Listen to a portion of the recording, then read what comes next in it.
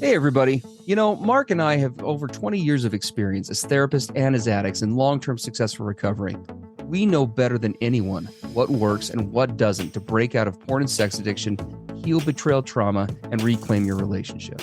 And we've poured all of our personal and professional recovery and healing experience into a first-of-its-kind program for addicts, spouses, and couples. We call it Dare to Connect. At least 4 times every week, we engage with you in real time, in the trenches, giving you the knowledge and the tools to take back your life and relationship. Whatever else you've done on your journey for healing and recovery, you've never done anything like this. Mark and I, we've made all the mistakes, so you don't have to. Don't reinvent the wheel. We all know tomorrow never comes.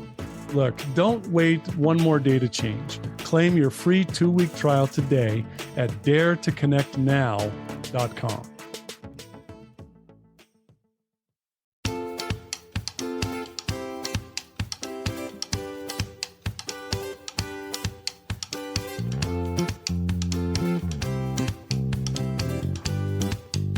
Hey everybody, I'm Steve Moore. And I'm Mark Castleman.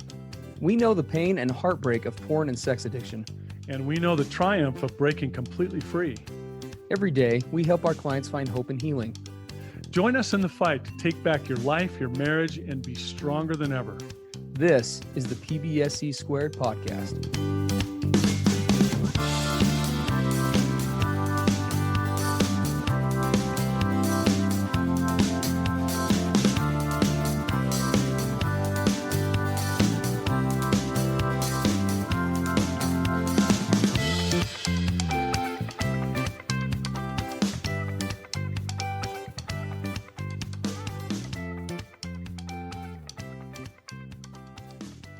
Hey everybody, Mark and Steve back with you.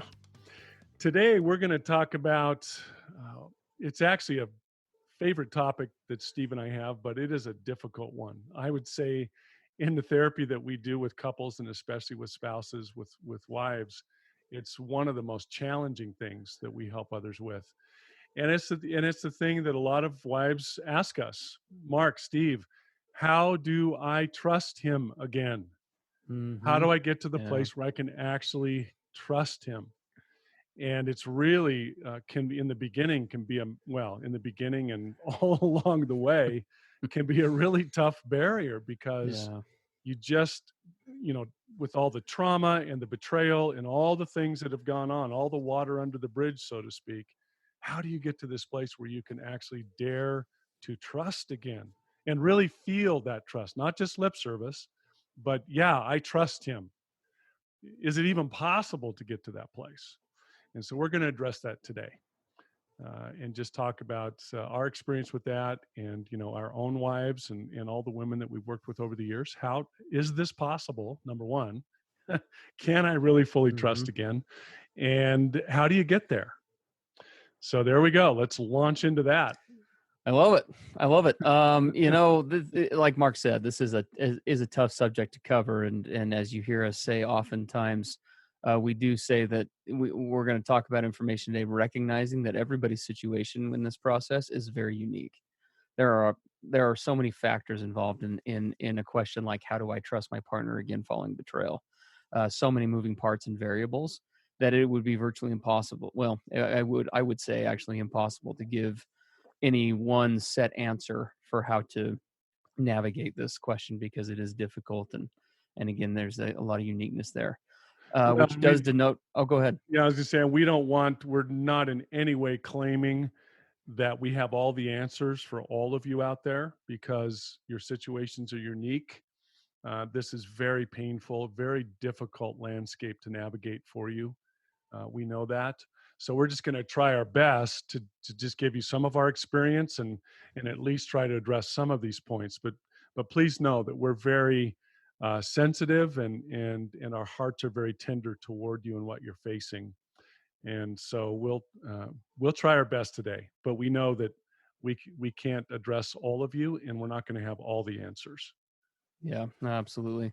Appreciate that, Mark. And to keep in mind too, I think it's important to throw out, and as we talk through this, that that does denote, the complexity of this does denote with many of the topics facing this, the importance of really having a good therapist in your corner, somebody who's, got experience, got training, understands the kind of the in-depth complexities of not just addiction but sex addiction specifically.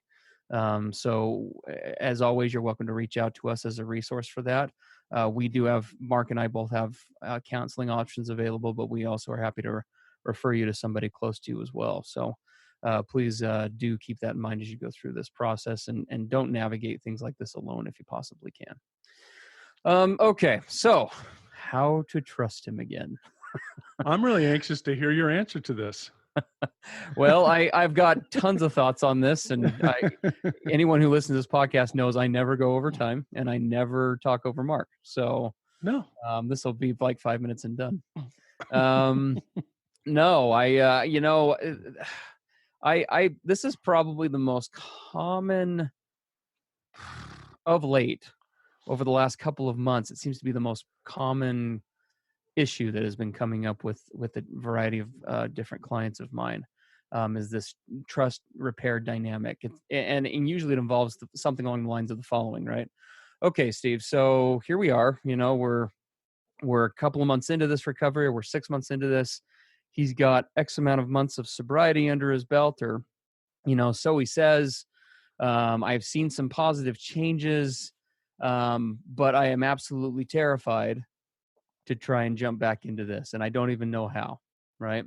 So there's been some good evidence of change, and there's been some encouraging things, but there's a kind of a war in the mind going on for most of the wives that I work with, in terms of, there's kind of the two little voices on your shoulder, right, that we've talked about on here more than once, which is, you got the one side that desperately wants to connect with your husband, that definitely wants to connect with your spouse, your partner, and wants to go back to that place of full trust, full connection, etc.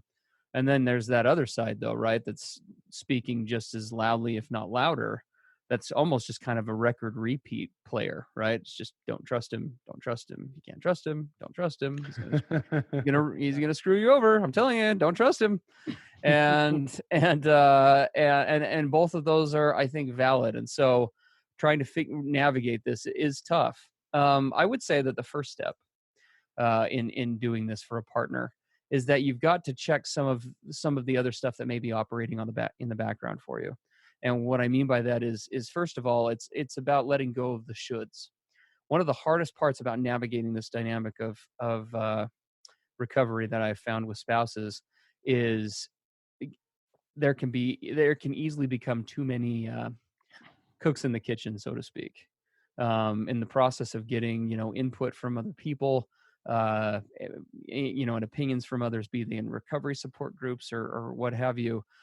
It can be really difficult not to develop kind of a concept or a list of, quote unquote shoulds about what I should do in the situation. Too often, religious leaders, I've seen this on more than one occasion, are really quick to emphasize this need to, hey, you got to get back into this relationship, and you got to trust again, you got to forgive, you got to move on. And there is something to be said for that, obviously, if a marriage is going to repair.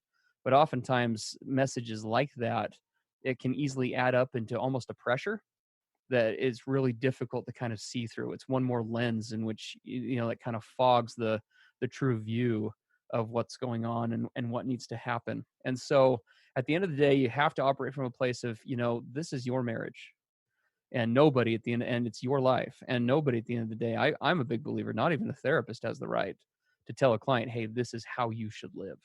This is what you should do.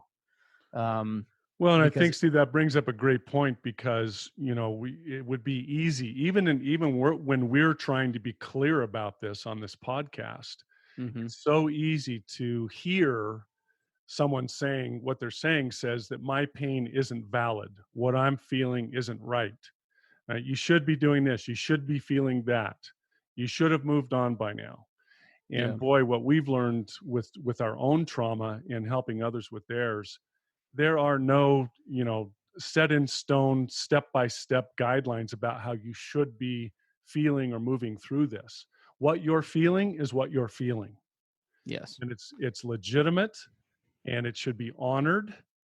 And in my mind, one of the big ways to start trusting again is you really need to have a partner, a husband, for example, who can show you empathy about this issue, that you're Yes. feeling what you're feeling, and to validate that's true. Whether he can understand it, whether he might agree with it or not at this point, it's very important for you to be heard and affirmed and understood, and whatever that is for you, you're No, okay just like you are right now.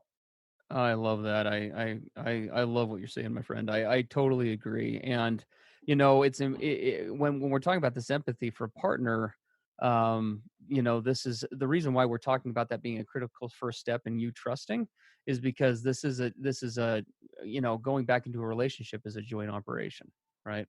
Not that you need his empathy for you to heal individually, but yeah, if you're going to be able to successfully navigate a relationship, I completely agree. That is a non-negotiable. If a partner isn't able to empathize and connect with your pain, there's no way possible, I think, for you to be able to trust that person. In my mind, at least to the degree, and it's not even about trust, right? This is important to note, because the question is that we're talking about is, how do I trust him again? But really, the deeper question, I think, the overall, it's a sub question of a bigger picture, which is, how do I go all in with this again? And if you're going to go all in back in a relationship, that is a prerequisite. You've got to have a partner who's on board with you. And again, they don't have to agree. They don't have to say absolutely what you say is law, the way you see it is perfect.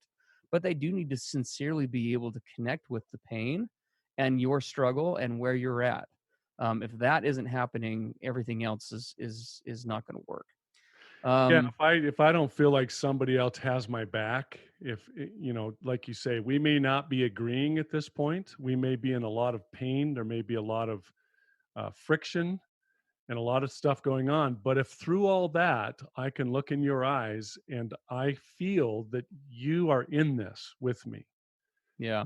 that you don't know how we're going to do it. You don't even know, you might not even know what you're feeling yourself, but I can see that you've got me. Mm-hmm. And if I feel that, then I can dare to take the steps to maybe get back to some kind of trust again, step by step. But if I don't feel that you're in it with me, if it's a competition, if it's you against me, if it's all of these divisive things, getting to trust is going to be impossible. Yes, absolutely. The next prerequisite I think that is important to note, and we kind of alluded to this last week on the podcast, is, we're doing over the next couple of weeks this 2-part series on, how do I trust him again? And then for addicts, how do I trust and jump back into the relationship again as well? Because there are some things to navigate there. And boundaries are absolutely critical. This is why we talked about boundaries in our last episode so heavily. Without boundaries, being able to move forward in a relationship in terms of a positive progress light is again really an impossibility. There has to be a structure for how, not just what leads up, the activities, the pieces of recovery, the things that you guys do as a couple, right? It's the check-ins, it's the homework assignments, it's the individual recovery work. All that stuff is integral to this. And if you don't have that underlying commitment to having good boundaries in this process, both emotionally, but also just, I think, more on just psychologically, it's going to be really difficult to again go back all in with this. Well, Um, you can easily get to the place where the return of trust factor is just kind of what you're feeling or what you're sensing. Well, he seems like uh, he's doing the right things. I think maybe I can trust him again. And my big approach to this is, let's base this on evidence. What yes, is he doing on a daily basis? Can you see that he's working his recovery? Is he doing a raw and real vulnerable emotional check-in with you each day? You brought this up, Steve, before we started the podcast. Is he sharing with you the deep insights that he's learning from his recovery? Hey, sweetheart, I couldn't wait to tell you what I learned in group, tonight, or mm, what I learned in, step 2. Here's what it is. And I realized that, man, I was just really screwing up with this, like our whole marriage. And it was like a big insight for me. The fact that there's some enthusiasm there, you can tell there's buy-in. He's trying it, he's doing it, and it's consistent. Base it on evidence, not your gut, or whether he's saying the right things, or boy, he seems more pleasant lately. Maybe we're going to be okay. Well, what is he doing? And how consistent is that? Yeah, that definitely is a big part of the factor, and not to kind of backtrack a little bit, but one more thing to kind of talk about, I think that's important before we really get into how this trust process happens, is it's remembering that oftentimes I will work with wives, and this isn't always the case, but more than they oftentimes realize, they're still continuing, even at this stage in recovery where things are getting much better and there's lots of improvement. They're without even realizing some of that codependency is still lingering in the relationship. There's still some, uh, even though intellectually it may not be the case, emotionally there's still some lingering responsibility or maybe ownership for his addiction, his Mhm. deception, his future choices, etc. Right? Yeah. And if you're going to move forward and be really all in on this again, that we're going to talk about this a little bit more here in a minute, but those things have to be mitigated as much as possible. Part of what uh, made this part of what makes up the trauma for most of the wives that we work with is what we're talking about right now. It's this dynamic. It's this what if I was something different, something better? Is this somehow in some, small or large way, in part my fault or my responsibility? And again, I think intellectually, most of us are able to recognize and say, oh, well, that's of course not. But emotionally, it's much harder to do. And so processing through that and definitely at a baseline, being aware of those, I don't want to call them biases, but just that mentality and those potential issues is pretty important as well. Learning to trust and developing out, and this could be a whole podcast episode, what I'm going to say next, but learning to, recognizing and getting to a place of being able to realize and honor that one partner betraying the sanctity, the sacredness, the integrity of the relationship does not change the sanctity, the integrity, the sacredness of the relationship for the other person. If my partner was to go out today, if my wife was to go out today and have an affair, that would, of course, be awful and horrible and devastating. But if that were to happen, even though it would be all of those things, and I would have to walk myself probably through some of those questions of, was this my fault? Did I play a role? At the end of the day, I'm going to have to come to a point of letting her own her choices, right?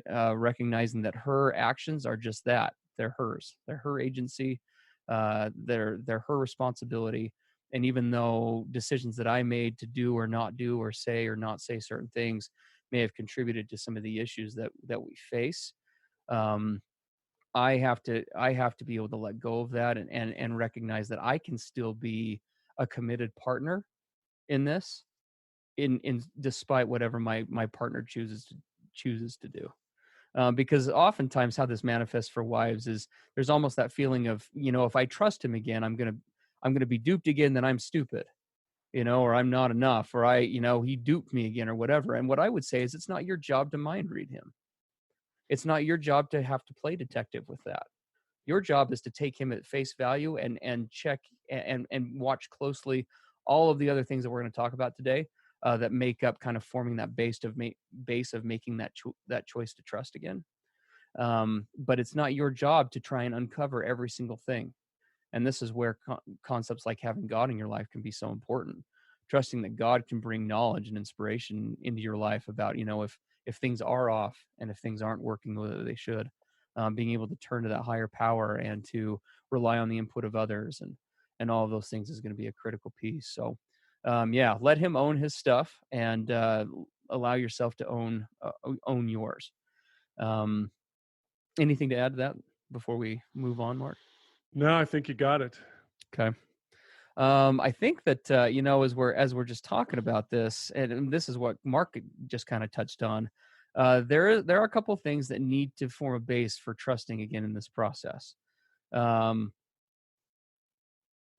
Even though at the end of the day, uh, an addict can't completely repair trust to what it formerly was on his own. just like he can't completely repair the trauma that he has caused in your life completely on his own. There are things that he can and ought to be doing in this process, that you can be looking for, some hallmarks, some benchmarks that you can see, that even though there, at the end of the day, there are no guarantees, right, that there isn't deception going on or other things happening. These other things, when you add them all together and combine it with the other parts of recovery, I think make up that greater whole. And Mark just touched on a few. First is an addict being consistent, right, and behaviors and attitudes in other areas of recovery. And that will be denoted by a couple of things. Mark, you mentioned something great, the proactivity, right? Being proactive in the recovery process, and being able to being able to observe your spouse, take responsibility for initiating check-ins for his portion of that, for following through on assignments given by your therapist, for doing his own recovery work, and then being able to share that with you, right? Open up to you about that. Talk about those insights Mark described. In my experience, and obviously, addicts, historically, we tend to be master manipulators. But of all the things that an addict can fake, in my experience, insights into recovery on a daily, consistent basis are pretty bloody difficult to do, to fake. And so being able to see those and recognize those and have those shared with you are all part of that. And obviously the total transparency, right, in check-ins. How does he respond to certain situations? When you ask him, how he's doing in recovery, does he immediately get defensive? Is he getting a better grasp on his shame? Is he able to stay vulnerable, right? Those are all important components to this.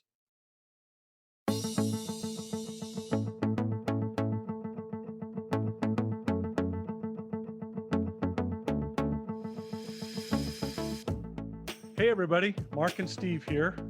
Are you looking to take your recovery and your marriage to the next level? We work with individuals and couples one-on-one. With both in-person and online therapy options, you have access to the experts anytime, anywhere.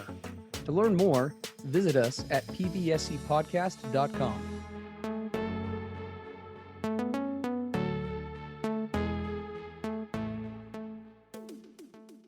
Yeah, and I think that that doing part, can you see that he's actually engaged, that he's enthusiastic about it, that he's, you can tell if someone's just doing the work to check the boxes or if they're really engaged. Yeah. And that's a big part to be looking at. When I work with wives, if they start feeling like they're the policewoman in the relationship, I always have to remind him, did you do this? Have you done that? Did you check in with Mark this morning? Are you going to go to your group? If you're finding that you're playing that role, then that first of all, you've walked outside the parameters of your boundaries that you should set and enforce. And you also know that it's going to be a really difficult path to somehow get to this trust if those simple things are not taking place. And in our next episode, we're going to talk, with us as addicts about what is our responsibility in all this. But that evidence, that doing is just so important. This next thing that we listed, Steve, is I'm going to say it, and then I'm going to put you in the hot seat and let you explain it. Of course. Here we go. So it's this concept. Buckle up, everybody. Here we go. So in some respects, the less you need the relationship, the less you need that marriage relationship, the more that you'll be able to trust it. Oh boy. And now I was going, what? What did he just say? What I think he just said? Y'all just see how Mark just pulled the pin on that grenade and just lobbed it? Yep, just lobbed that little grenade right over to Steve's side. So, no, I've got good thoughts on this. I appreciate the opportunity. What I mean by that, because that is a direct quote from me, and I say it often in sessions, that means a lot of different things. But it goes back to discussions we've had on this podcast before about moving away from need and being able to move towards choice. If you look at those two concepts on a spectrum, I'm a big believer, we'll do this in my office oftentimes, that it's a sliding scale between the two on almost anything in life. The more I need something, the less I have the ability to choose it. the less I have the ability to select it or to put up my hand and say, yep, that's the thing. The analogy I think I've used before on here is I can't choose which gas to breathe. It's not as though I can look at the periodic table and be like, argon's pretty sweet. And, carbon dioxide, I mean, it's got its thing, plants like that. Like I can't do that. What is my choice? It's oxygen, because it's not a choice. It's either I get oxygen or I die. And so I'm not able to show up for that in essentially, if oxygen was a relationship, I'm not showing up for that because I want to. I'm doing it because I have to.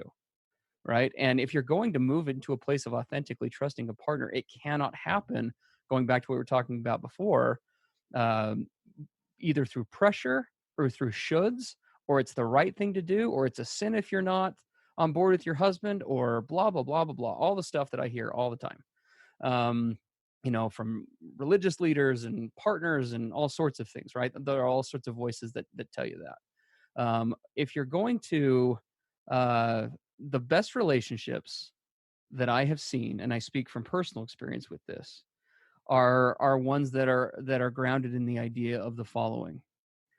If my partner were to leave, if my partner were to hurt me again, if my partner were to betray me, undermine me, violate me, any of those vernaculars that you would throw in there, if any of those things were to happen, it would be hurtful, and it would be devastating, and it would be awful, and it would be horrible to navigate. But the marriages that make it are the ones where that person at the end of the day, having recognized all that, are able to look themselves in the mirror and really believe, you know what, I would be okay. I would make it if that really were to happen. It would suck. It would be horrible, but I would make it.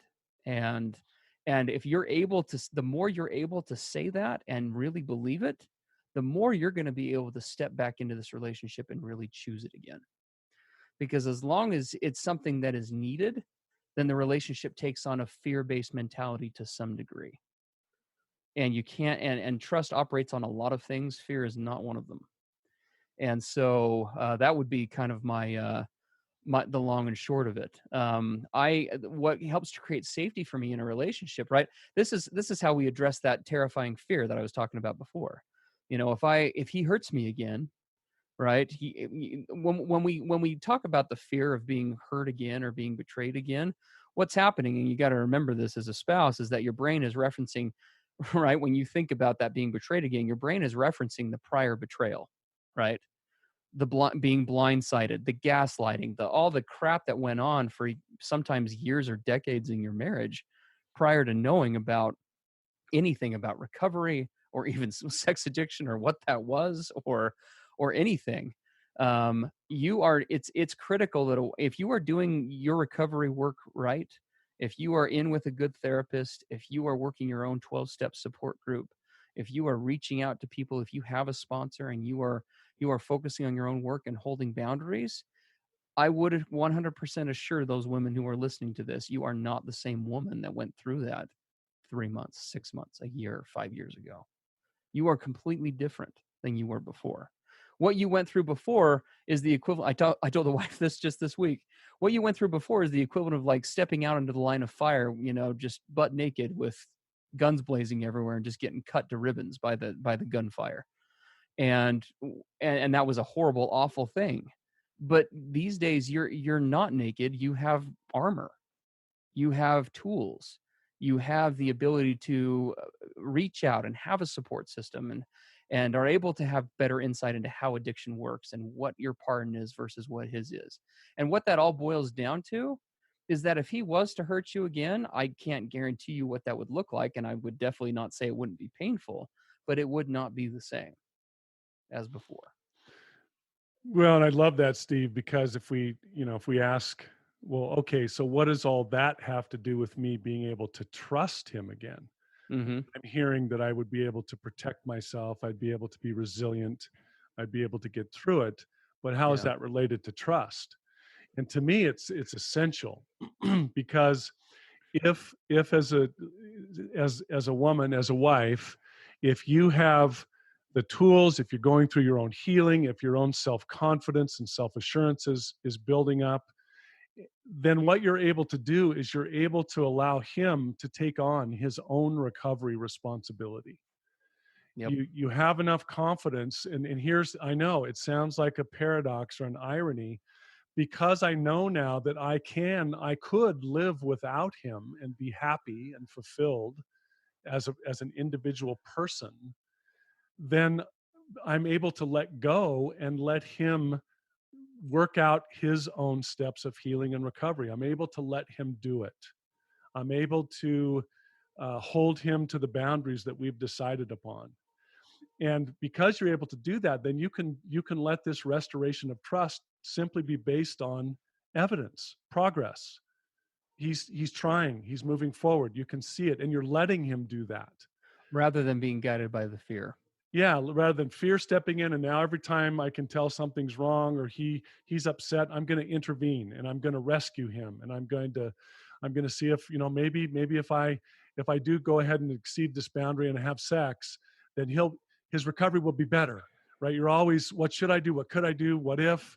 I mean, look at the chaos of that. And that chaos is going to put you into a place where trust is not only difficult, but probably impossible. It's the letting go that can let trust build in its own natural progress and flow. But you have to be in your own place of healing and recovery and growing confidence and having an identity as an individual, to then let him have his identity as an individual to do his work. Absolutely. And it's a foreign concept to us in our culture, because we were even raised often, I know I was, and so many that I work with, in what we call enmeshed family situations, where you're not an individual identity, you're a group identity. There aren't individuals, there's the family or the group. You do what's good Yeah. for the family, you do what's good for the marriage. If you loved me, you would do this. If you really cared, you would be like that. And that enmeshment actually prevents individual recovery and healing and progress. We have to get to the place where we can recognize that we have that codependency or enmeshment, and start to then realize, hey, I'm a person all by myself, me, and I have the ability to go forward now and do what's needed for my health and my recovery and my resilience and my healing. And he can do the same thing. And then as we allow each other to do that, then naturally, hopefully, those parallel paths come back together and kind of intersect. And now trust is the outcome. Trust is the result, rather than something that we try to force, by Yes. giving ourselves away and violating boundaries and yeah, all of that. So I love what you're getting at with that. So crucial.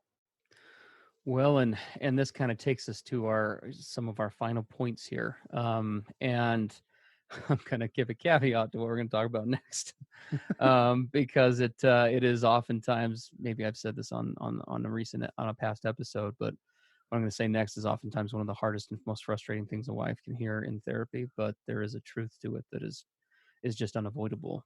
At the end of the day, trust is a choice. That is not a fair concept. I will just throw that out there. First of all, it's not a fair concept, but it is a true one. Just like trauma, um, and I kind of started with this and alluded to this at the beginning, there is no way for a husband, as much as he may want to, as much as he may work, as much progress as he may make, there is no way to take that porcelain doll of trust that he had with you before and everything that goes with that, having never been betrayed and all of that stuff. There is no way to ever himself restore that completely. He can make every effort on his part to make changes. He can do everything that he can on his side to demonstrate consistency and change, and he needs to be doing all of those things. But at the end of the day, I have seen too many wives become almost paralyzed in this process, without even realizing it, that sometimes they're almost waiting for someone to come along and say, "Yep, now you trust him again," or something to tell them, "Okay, now you can trust again." When the Well, reality is you have to make that, only you can determine that. Right. Well, trust as a choice is such a difficult concept to get your arms around, because no, he needs to prove that I can trust him. He needs to show me that, that this is never going to happen again. And I often hear that, and I understand that from my own trauma in my own past. I wanted someone to just come and say, Mark, I now guarantee that I will never hurt you again. So now you can trust me. Yeah. And I can tell you from someone who suffered with addiction, and I'm in active recovery every day of my life. I cannot go to my wife even today and say, sweetheart, I guarantee to you 100% with no doubts, no possibilities, period, that I will never relapse again as long as we both live. Yes. I can't say that to her. And Totally. if she's basing her trusting me on the fact of whether I can or cannot say that, then we can't have a relationship of trust. Because all I can say to her is, sweetheart, I'm doing today what I know works with regard to recovery, and I'm pretty certain that I will be sober today. Yeah. That's all I can tell her. I will keep trying, I will keep striving, I'll keep being honest and transparent and open with you. I'll keep seeking to keep the boundaries that we have set. And if you see something or you notice something where I'm starting to go askew, that you'll mention it to me, and I'll try my best to be open to that. Right? We can say to each other, we're going to keep trying to do all of these things, but guarantees, I can't give you any. Nope, I completely agree, and I'm in the same boat with my marriage. I actually had this conversation recently in recent weeks and months with a couple of different clients, and I know that sometimes addicts would tend to kind of rise up and get defensive when I bring this concept up. Yes. And I will oftentimes hear that's impossible. Like I'm never going to relapse. And oftentimes I think they feel like I'm questioning their resolve, which I'm not questioning Yes. their resolve at all. These guys that I'm working with, the men that I work with, for the most part, are 100% dedicated to the process. They're working it, they're pushing, they're making huge amounts of progress. But yeah, like you said, at the end of the day, I would just, I know this may not be a popular opinion with some, but at the end of the day, anyone who says that they will never do a given thing is deluding themselves, because there is no way to 100% guarantee any one person's behavior. All we can do and work on is today and handle today. I can do everything like you indicated, like Mark indicated, right? I'm coming up on 6 years of sobriety here in a little bit, and I have no intention of acting out tomorrow. I have no intention of acting out next week or next month or next year, and have no desire to do that. But the minute I have found through my experience that the minute I go over to that place of simply deciding that that's an impossibility is the minute that I stop shining a light on it, and that's the minute I start to let myself become vulnerable to that very thing happening again. Yeah. It's that recognition, that healthy vigilance, that recognizing that, yeah, it's not operating from a place of paranoia or fear. It's recognizing that I have the tools, I have the knowledge base, I have the skill set to be sober today. Do I want to use them? Will I use them today? Yeah, Yeah. I'm going to. Tomorrow I intend to as well, and I intend to again next week, next year, next month, whatever. But I can only worry about today. I can only change today. Yeah. So And it's a wonderful kind of change of mindset when you realize that my trust for someone is not based on a guarantee of whether they'll ever make a bad choice or hurt me again. My trust resides in the fact that I can see that you're trying every day. We're in this together. We're working our recovery and our healing, and it's really exciting to be involved with somebody who is you're a team. You're together. You got each other's back. You're not perfect. You make mistakes. It's still, you stumble around. It's still kind of messy. But man, I look over there, like with my wife. I look at my wife and say, man, she is really trying. I can yeah, tell she's all in. yeah, And I trust that she will keep doing that. yes, And that's the feeling that brings in a relationship is just remarkable, because even if we have a disagreement, we have a falling out for a moment, I can always look to the fact that she's all in. I know she's all in, and so I trust that. yeah. No, I agree with that 100%. Well, we set this awesome pie in the sky goal today, everybody, before we started of ending early, and you Well, can see we did a so well little with that. early. Not really, but that's okay. Our next episode will probably be a little bit shorter. But one last thing that needs to be covered here, and this is important to say: please don't insinuate, any of you wives listening to this out there, that you should, quote unquote. Please don't take that from us. Don't let us become a voice in that chorus that says, "Hey, you should trust him again." Every situation is unique, and we fully recognize that everyone's trauma and betrayal is different, and everyone's history with this thing is different. A wife facing this choice, for example, on having gone through this process one time, is likely to have a very different perspective on somebody where this has been a recurrent cycle for years and years, and whatever else. And there's lots of other factors to play with that. And so I know Mark and I, speaking for both of us, we're both advocates of, if the marriage is still workable, let's work on it, for lots of reasons, emotionally, financially, every other reason. I think it's rewarding, if at all possible, to be able to make that change, grow together, find that recovery, and all those things.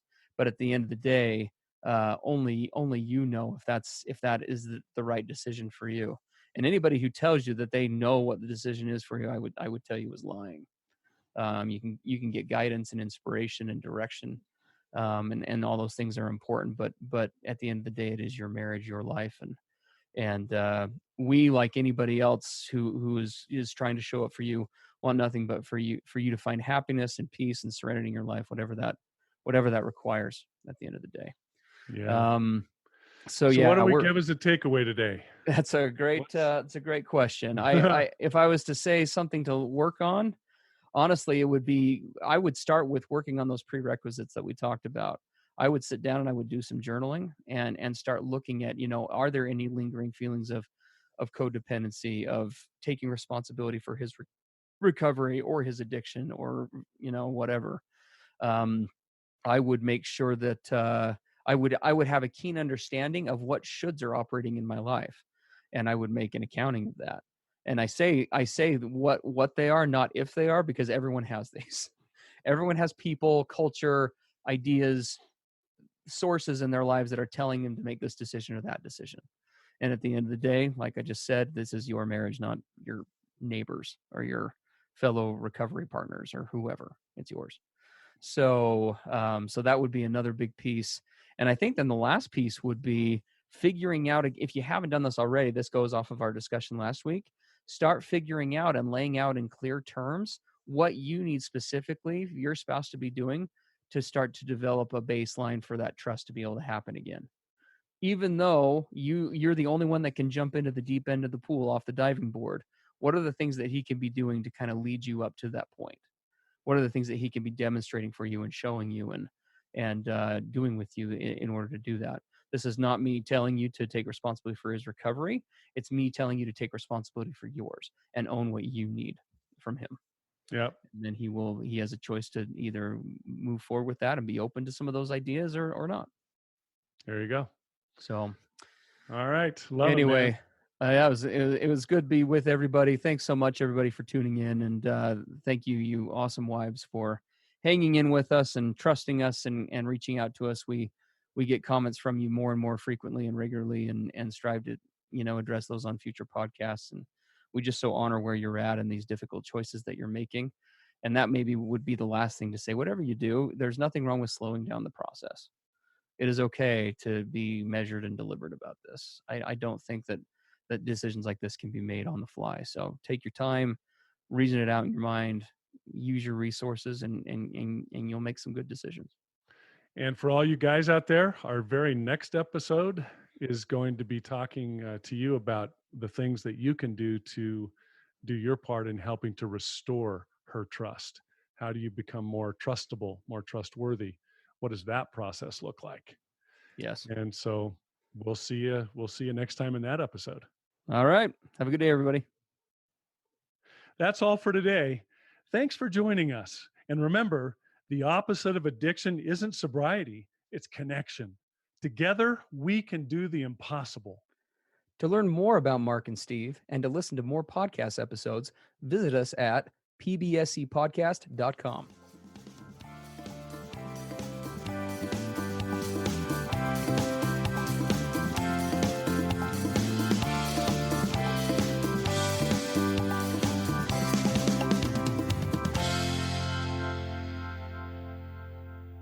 Everything expressed on the PBSC podcast are the opinions of the hosts and the participants and is for informational and educational purposes only. This podcast should not be considered mental health therapy or as a substitute thereof. It is strongly recommended that you seek out the clinical guidance of an individual qualified mental health professional. If you're experiencing thoughts of suicide, self-harm, or a desire to harm others, please dial 911 or go to your nearest emergency room.